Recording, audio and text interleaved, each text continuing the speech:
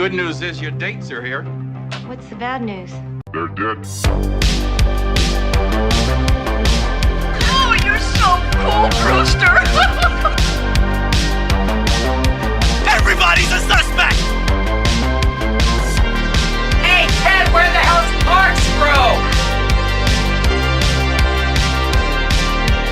Don't fuck with the Chuck! So today we're talking about one of the most iconic horror franchises, Friday the 13th.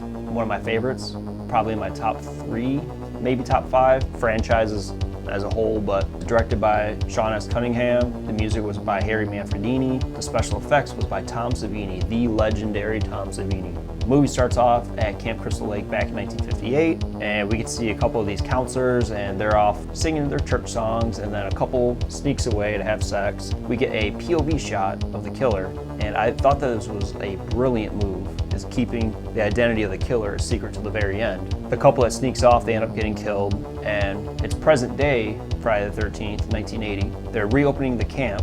Annie, who's one of the counselors, she goes to this diner to see if she can get directions on how to get up there. One of the guys offers to take her up there. When they're walking to the vehicle, they're greeted by Crazy Ralph, and he's a fan favorite, one of my personal favorites of the series. He's just so strange and just odd, but that's what I like about him. And he's got a couple good one-liners. Never come back again.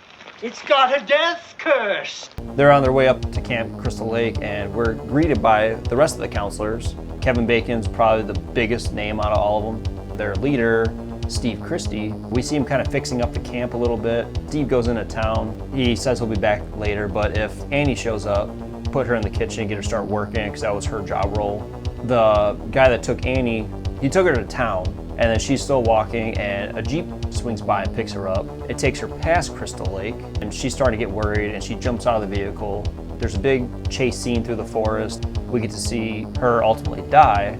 She gets her throat slit, and even though this was like early Tom Savini, it was still pretty fucking kick-ass. Like, the effects in this movie is rock, man.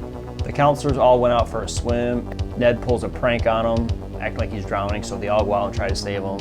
And then they realize he's just fucking with them. As one girl starts giving him mouth to mouth, he grabs her and starts like kissing her and everything. Alice ends up doing her hair in the cabin, and we see a real snake go in the under her bed and everything.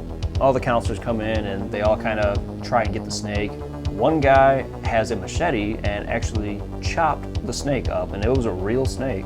And my fiance did some homework of her own and said that that was some guy's pet, and he was devastated because they didn't know that they were going to kill it. I mean, he's got every right to be upset.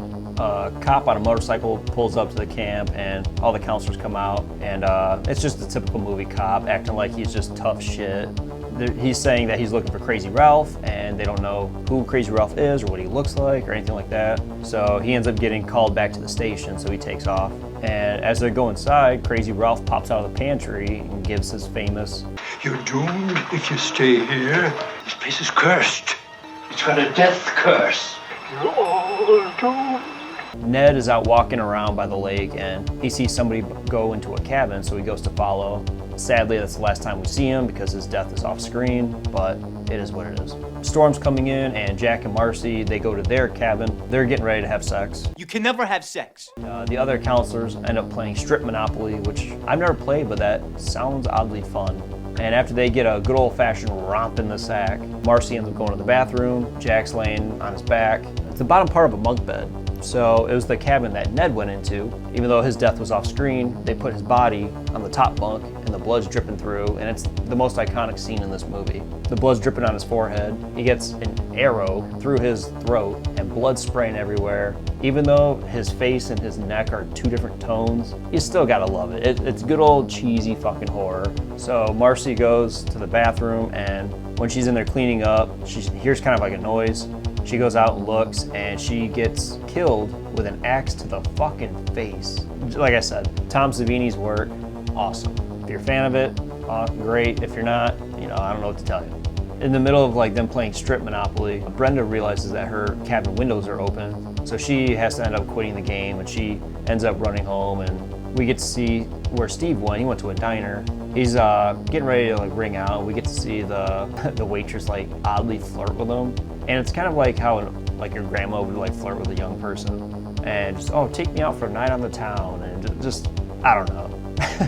It's adorable. Steve ends up heading back to the camp, and we see his vehicle break down, and he's picked up by the sheriff, and he asks for a ride. So the sheriff ends up taking him to Camp Crystal Lake.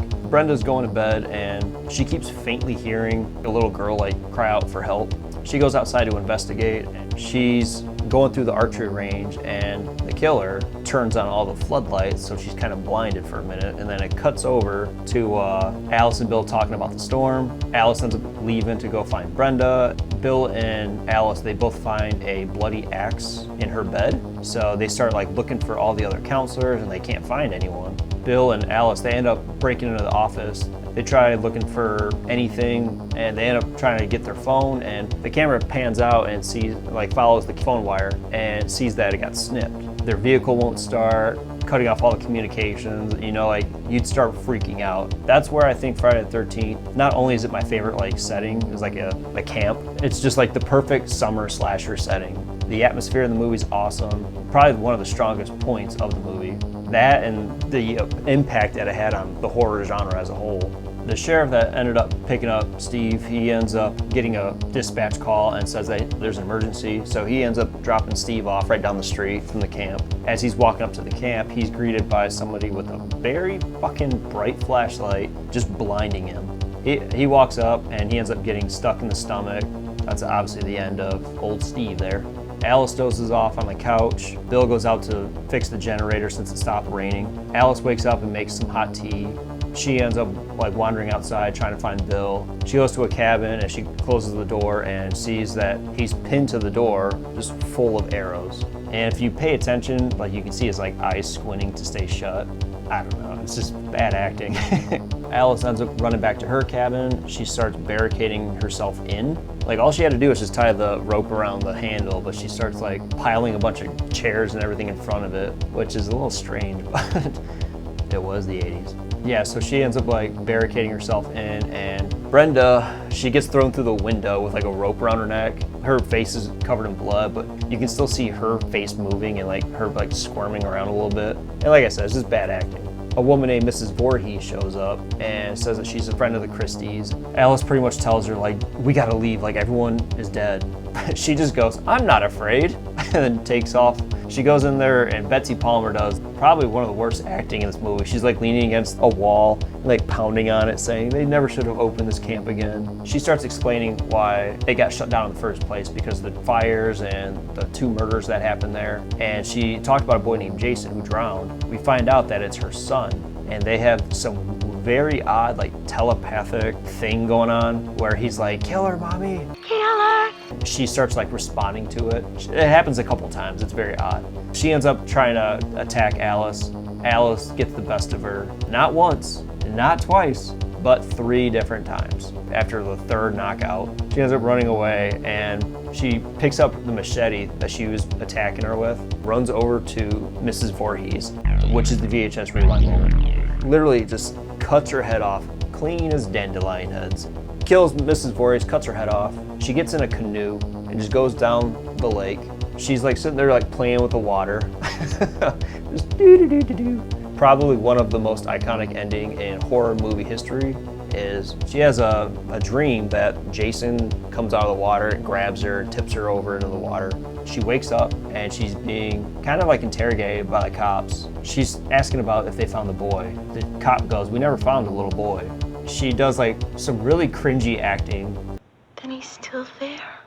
Yeah, it's been my review for Friday the 13th. We're starting the series. How do you guys feel about this franchise or just the setting of being at a summer camp with your friends? Like, I feel like personally that's what makes this franchise so cool is just the setting alone. It could get like redundant, you know, I get it. It's the same location every movie just about. So it kind of overstates its welcome, and I get both aspects of it. But for me, I never get bored of it. It's so cool to me. I'm so fascinated by it. But I want to know what you guys think. How do you feel about Mrs. Voorhees just in general? Let me know in the comments down below. Don't forget to like, subscribe, and until then, see you later.